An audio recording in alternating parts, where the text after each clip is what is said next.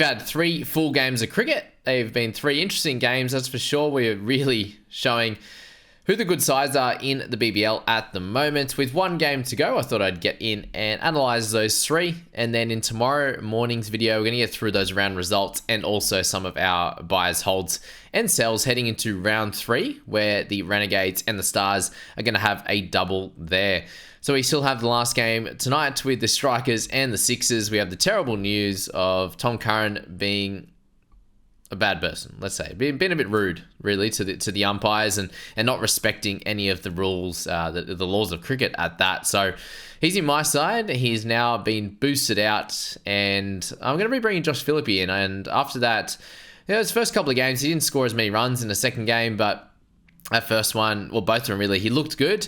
Obviously got the chocolates in the first one, and yeah, hopefully he can score really well tonight. And yeah, it's very unfortunate. I am going after boost because my emergency is Cooper Connolly with the 6. So I'd much prefer I can get Philippe with his cash generation, and leaves me plenty of cash in the bank for next week, and also heading into round 3 and 4 really, and probably gives me a good chance of holding on to Matt Short. So that's where I'm at currently myself, and let's get into those matchups there. And unfortunate for me, I was $900 short of going Kuhneman to Jamie Overton, and that kind of put my head into a spin. I was pretty annoyed with that really from then on. And this is all after Ben Menenti was not named in that starting side. So yeah, plenty to think about heading into that game. And I decided I'm going to move on from Menenti, and that's where I was $900 short of going him to Overton there. Cameron Boyce was the other option. I had enough to get him. Decided against that, and I decided to move on from Munro and pick up James Bazley there, thinking he'd have a really good role. And turns out that the role that I was hoping that Bazley would get is exactly the role that Jamie Overton has. So yeah, he had a really good 69 in that one. Bazley had an 11. I very much hope that changes tonight, or at least Bazley gets sort of a 30 plus or something like that, because it's not looking good.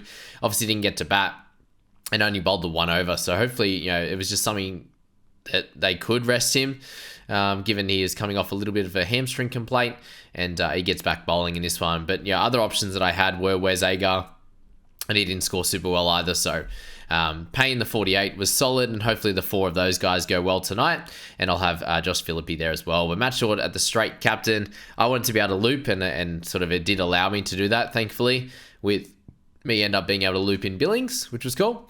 But again, we'll get on into all of that in the round results clearly tomorrow, and look at the top guys in our leagues in the Podmasters, but also the rankings of the top guys overall and how much we've got to catch up. But yeah, Short as captain, Matt, that is. Darcy Short batting really well. Good to see him do that. Didn't happen for Ben McDermott, which we'll see in the next game, but yeah, that was there. Adam Hose had a really good innings as well, so well done to him. And Chris Lim was, I suppose, the other option as well. So he only got 3 points better than Bazley anyway. So that's that. Tanvir Sangha, emergency. I put him in the emergency on him. The 25 in that one. And Cam Bancroft batted really well. Obviously, anyone who got a chance to bat in this one scored pretty well for the most part there, apart from Jilks getting that duck in this one. Dan Sam's really low again, so he should be losing some cash, and could be a guy you look to pick up in round 4. But I do really think you want to see him score pretty well in round 3, just to know that he's going to be there and actually going to do well in round 4. You look at Bancroft, and I think he's pretty important for that round 4, along with Ollie Davies and Zaman Khan, along with Tanvir Sangha. Those kind of 4 there. And then if you want to go for Sam's, could be the play if you're looking for that Thunder double. Let's go to Scorchers and the Hurricanes. So it looked like on the Hurricane side, it was going to be a pretty dismal score.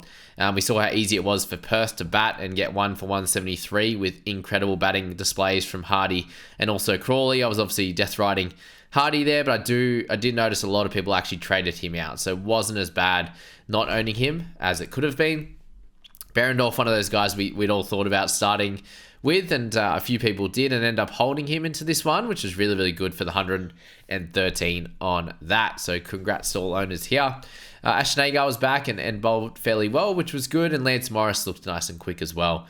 46 from Ty and a 21 from Richardson was pretty low for owners, and those who had to play Cooper Connolly with his 6 was unfortunate. If you got to emergency him like myself, then that obviously worked out well also there. Inglis with his 0 and Nathan Ellis with his -1. They're going to lose a lot of cash coming into this one.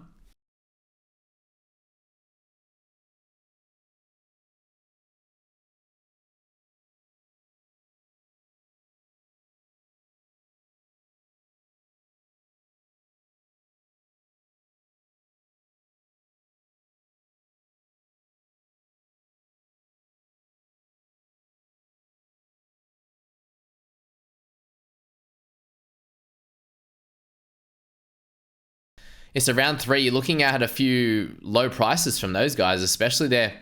On the Hobart side, obviously Chris Jordan's incredible runs was incredible. That's all we can really say about it.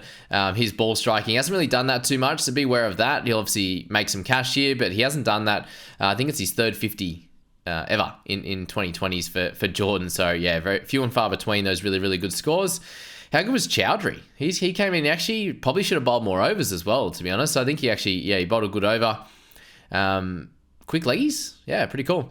And then batted well. Like it was him and it was Chris Jordan, the only guys that actually looked like potentially scoring some runs. And then Mitch Owen got a couple there as well. David didn't look great. Corey Anderson had a bit of a shocker. People were talking about him coming into round 2, and he didn't perform at all there. Neither did Tim David, as we said. So he'll get cheap. And these guys become relevant, obviously, in round 7 with their double. And Ben McDermott there, I think we'll just try and loop him all the way through, see how long we can get until a decent score out of him. But another 4, obviously getting out. Pretty poor shot there off Berendorf. Just a bit of a shocker there. Just, it was a bit of a half volley. He just played for more swing than was on offer there. So that was pretty frustrating. So these two teams here, obviously Perth have buys in round 4 and 5, so you get one more out of them, and then likely if you're holding sort of 2 or 3, you might have to sell one and sort of hold the 1, maybe 2 at max, but it's going to be hard to hold any of your expensive guys in a Hardy, in a Berendorf through those 2 buys. And the Hurricanes, if you got more than 1, I think it's probably too many at this stage. They're not the best side, along with the Stars at this point. And then the Renegades aren't showing too much promise, apart from the great man Fraser McGurk. That was incredible viewing last night when everyone else struggled with the bat, apart from sort of John O'Wells and Tommy Rogers right at the end there. Fraser McGurk stood up and hit 7 sixes, and it was absolutely incredible there. 0 off 7 was De Kock. He had 7 off 12 for Joe Clark. He just looks a bit out of sorts, doesn't he?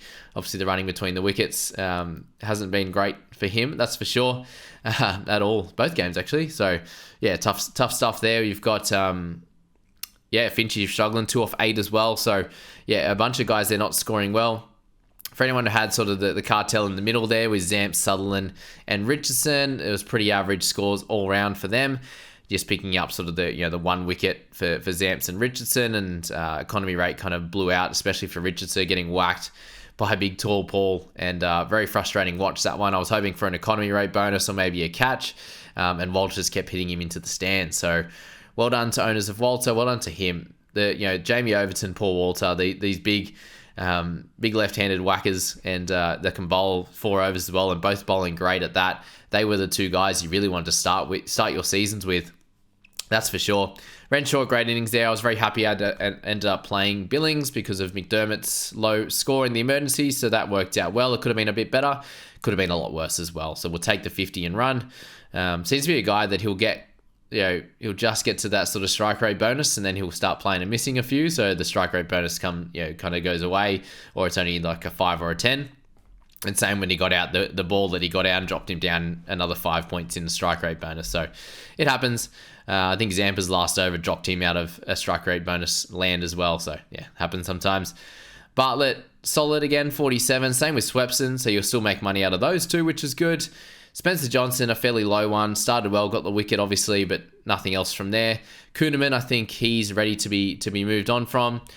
Niza, the worry and the big reason I traded him out of my team personally was that he got the 2 overs last game, and it didn't look like he was going to be getting any further. Seems to be bowling at the top and then not bowling again, and that was confirmed in last night's game, and he definitely needs to be traded out of people's sides. It's been a very, very interesting one that's the only time that he's bowling at the moment. There definitely has to be something going on with his body. Otherwise, he should be sort of bowling more overs than that. But for them, it continues to work, and they win another match. And then McSweeney, the only one that really was slow for them, and then Munro, the 12, and just a weird way to get out. So, yeah, for those that ended up sort of trading, what was the other one? Tom Curran to Quinton de Kock in this one. It's a very, very sad one. I actually was looking to do that, and then I only saw the news probably like 2 minutes before game day, and I was like, oh, do I do it? Do I make the trade straight to de Kock, and we have a double next week? Thankfully didn't do it, and he really struggled. So a little bit luck in there, that's for sure. Plenty of players, going tonight.